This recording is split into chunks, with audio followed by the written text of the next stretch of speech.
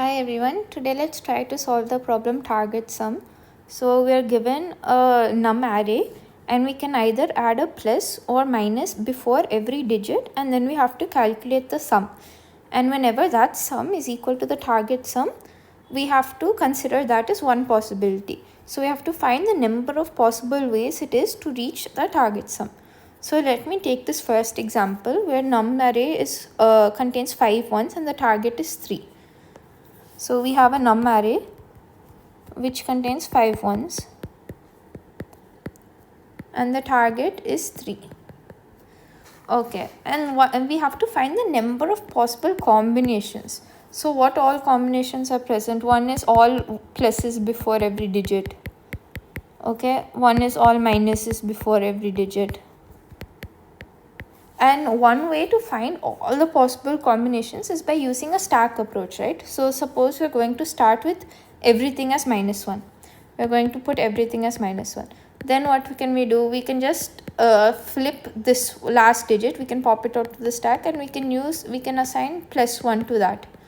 Okay, and similarly again we can pop it. So in such a way we can find all the possible combinations, and what we can do is every time we find a combination we have to find the sum of that combination, and if that sum is equal to target, then we have to keep on appending to answer. Initially answer is 0, which means 0 combinations can result in the target. But whenever we find a combination that can result in a target, and we have to remember that the target sum, the complete sum, should be equal to target. So one way, suppose there's 0, 0 and the target is this, we can just say that this, say it's 1 here. This also results in target, right? 1 plus 1 plus 1, but here it's still 0 and 1. So this cannot be equal to target. The sum of the entire, all the elements should be equal to target. Okay, and before each element there can be a minus present or a plus present. So what we can do is we can multiply every digit by either -1 or +1 in a loop and continuously keep on finding the sum, and whenever sum is equal to target we can just display the answer. So let me try to code it out and let's see if our thought approach actually works. Okay, so let me use a global element int answer, and I initialize it to 0.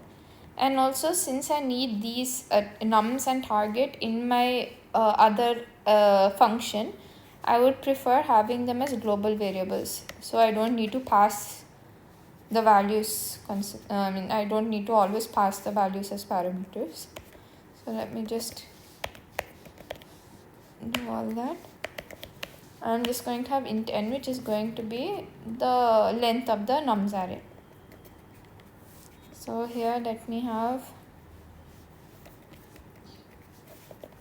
this dot nums is equal to nums, this dot target is equal to target,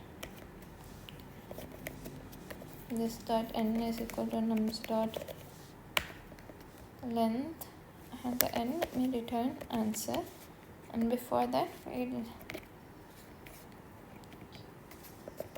find all combination sum. Okay, and here let me pass the index as well as a sum. So let me just try to write this function now. It is going to be find all com sum, and here let us pass the index as well as the sum. Okay, now we have to remember that we are going to every time like -1 or plus, minus or plus can be before every digit, right? So essentially we can multiply by -1 or multiply by +1. So let me just write a for loop for that case.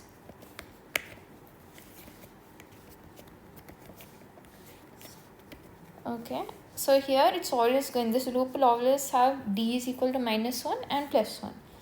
So in that case, what can my value be? int val can be can be d into nums of idx, right? So once will be a positive value, once will be a negative value.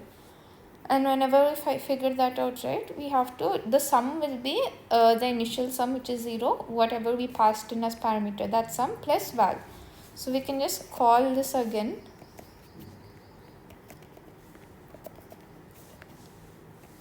sum, and here we can pass in our idx will be the next element, and also our sum will be sum plus val.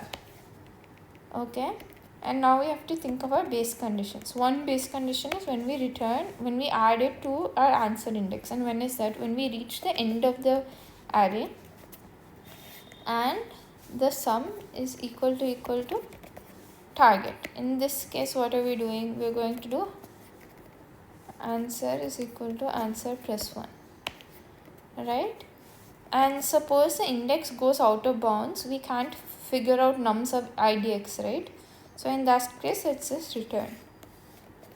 It's greater than or equal to n, it's just return.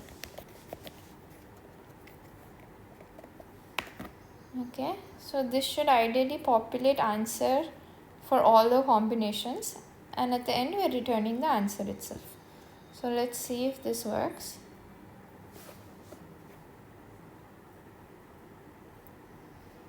Okay, so it worked for 2 test cases. Just submit and see if this actually works for all the test cases. Yep, looks like it did work. Now let's try to find the time complexity. So one thing is that we are iterating, we're finding all the combinations possible, right? And we are just iterating through all the elements O of n times, if you see. And each element actually we are iterating it twice, once for plus and one for minus. So it's actually going to be O of 2n, but since we're just finding the time complexity, it can be O of n. And also internally we're using a stack to actually perform the operation, so even the space complexity will be O of n.